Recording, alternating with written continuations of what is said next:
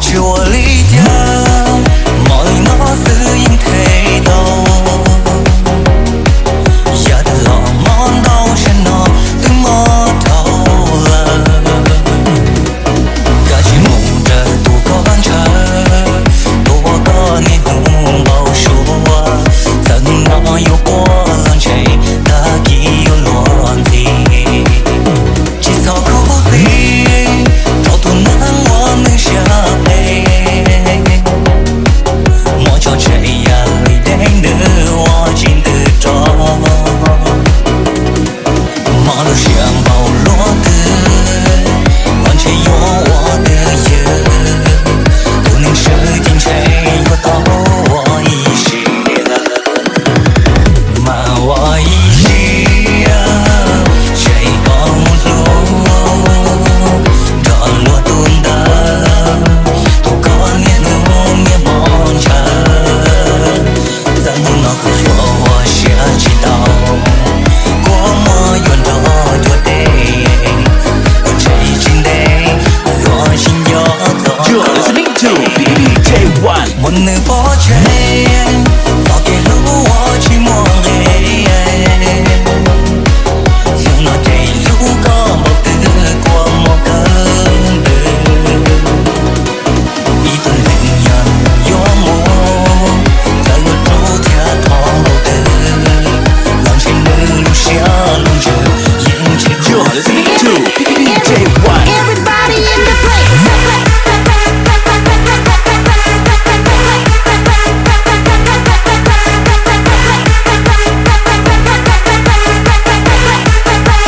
Everybody in the place.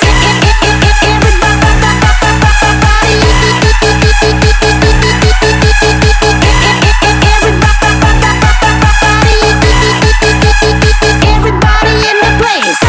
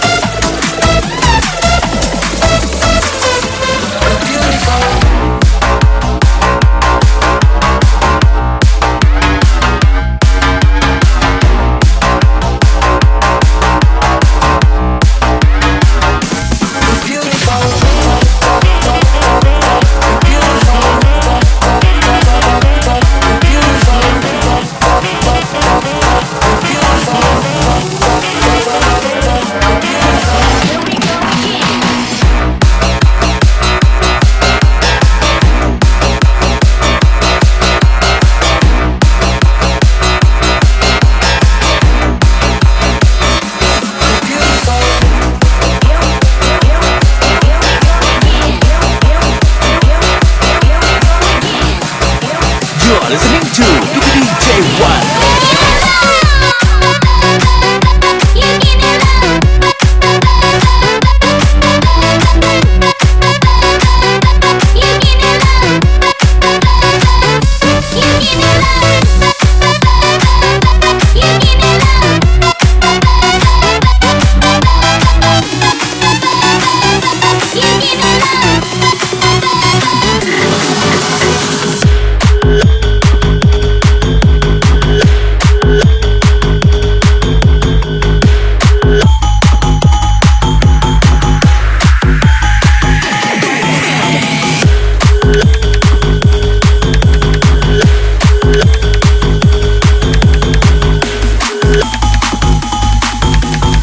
You're listening to DJ1.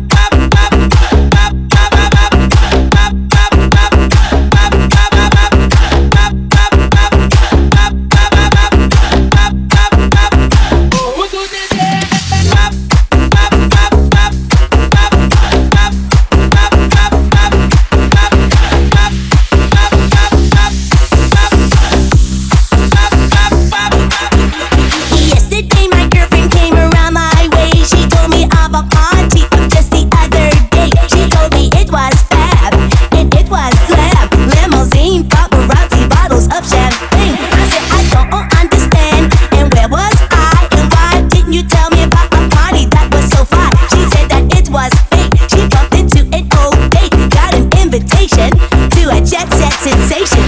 Jet set, that's set. Come to the dance floor. Jet set, that's set. There's lots of people on. Jet set, that's set. We're in the VIP. Jet set, jet set, You're jet listening set. to DJ1.